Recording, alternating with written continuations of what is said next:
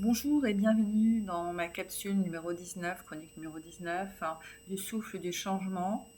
Alors nous sommes déjà le vendredi 19 septembre et évidemment Israël n'a attendu que ce vendredi, comme la plupart des vendredis, jour saint chez les musulmans, pour annoncer qu'elle allait lancer une nouvelle offensive. Alors, ce qui est extraordinaire, c'est que elle affirme qu'elle va utiliser une force sans précédent à Gazaville et appelle la population à évacuer. Ce qui veut dire, en français dans le texte, soit vous partez, soit vous crevez sur place. Excusez-moi cette, cette prise de liberté en fait de terminologie. Si vous restez, vous mourrez. Donc évacuez votre propre territoire, car nous allons tout faire pour vous pilonner et faire en sorte que vous disparaissiez du territoire de Gaza. Alors soit c'est l'éradication, hein, moi j'appelle ça de l'épuration ethnique, ce qui est en train de se passer sur le territoire de Gaza, ou soit vous mourrez, ou soit vous partez. Mais où peuvent-ils partir? L'Égypte refuse leur installation. Ils sont, voilà, ils sont livrés à eux-mêmes, en train de mourir de faim et de soif. Et l'ordre international, quel qu'il soit, finalement, ne leur vient nullement à l'aide. Quand on sait que les États-Unis ont opposé un veto Conseil de sécurité, au Conseil de sécurité de l'ONU, les États-Unis ont usé de leur droit de veto quand un appel à cesser le feu à Gaza.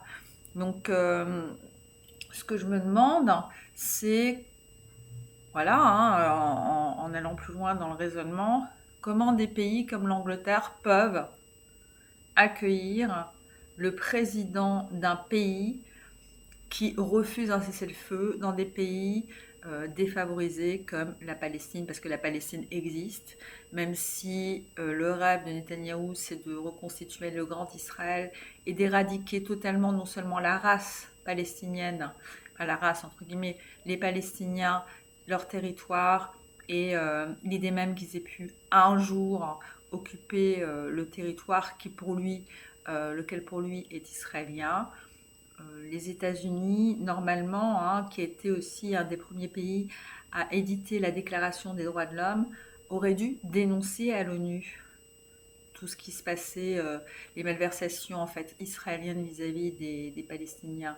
En l'occurrence, là, ils sont totalement consentants dans le process d'éradication des Palestiniens pour en faire et ça nous l'avions déjà évoqué, hein, une nouvelle, finalement Costa del Sol ou Côte d'Azur, hein, sur des territoires qui ne leur appartiennent pas. C'est encore une volonté affichée de néocolonialisme. Ce néocolonialisme, on le retrouve en ce moment à travers le monde.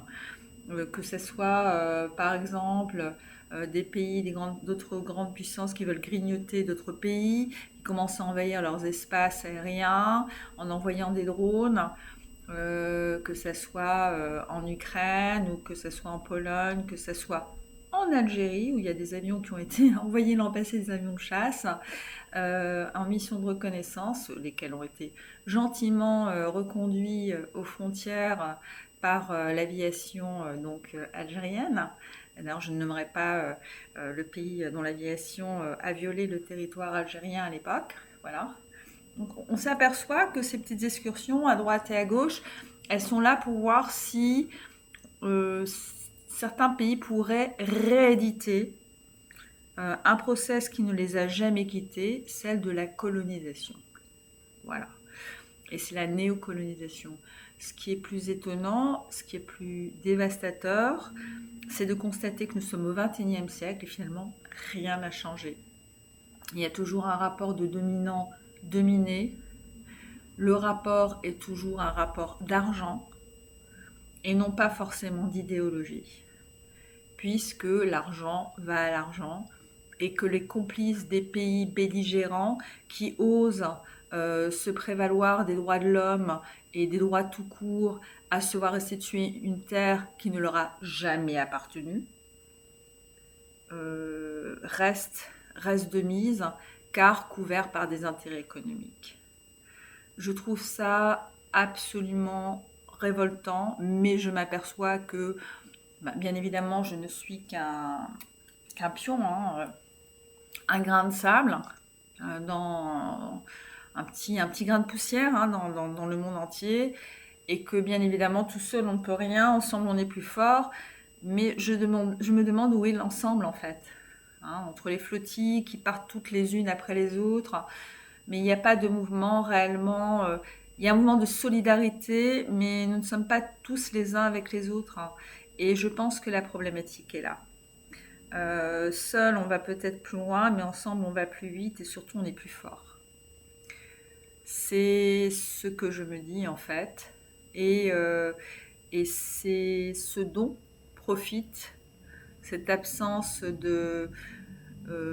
d'ingérence aussi bien de l'ONU que des pays de l'Europe par rapport à la politique israélienne qui est absolument révoltante, écœurante, génocidaire. Cette absence d'ingérence, pour une fois qu'on leur demande justement d'utiliser cette ingérence, elle n'existe pas parce qu'il n'y a pas d'intérêt économique. Voilà. Et je trouve ça dévastateur, profondément triste et désolant. Alors aujourd'hui, je vais vous lire un poème que j'avais écrit en 2017, tiré aussi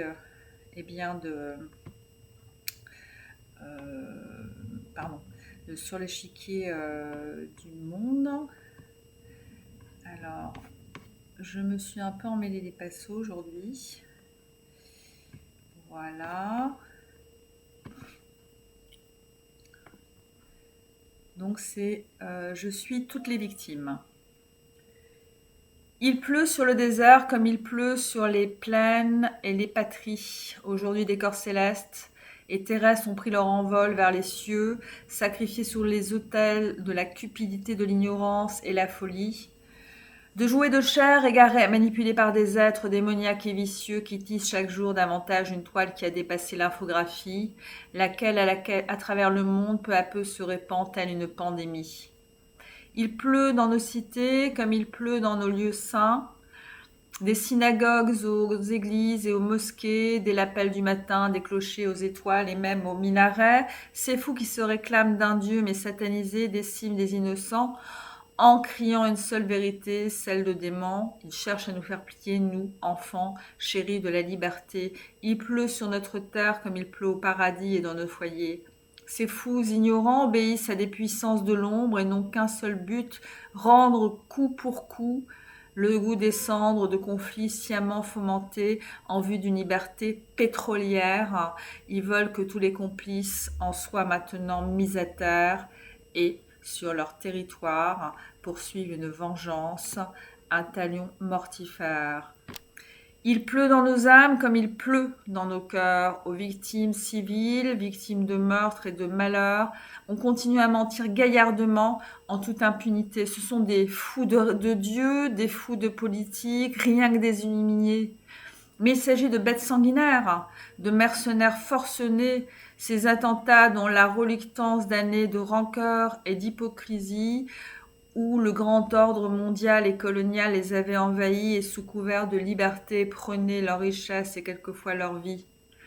Il pleut dans les cieux et des larmes de sang viennent maculer cette terre si belle autrefois. D'autres civils innocents sont venus grandir mondialement les fosses d'une politique internationale sans foi. Dieu en a assez de voir une partie de ses enfants agir comme des diables, alors qu'en chacun de nous il avait semé l'amour, une âme pure au début de tout. Les victimes des guerres, les victimes des attentats ont droit, outre à des hommages, à la vérité nue sur l'étiologie réelle de ces exactions. Voilà, c'est comme ça que je terminais ma rubrique aujourd'hui. Que vous dire ?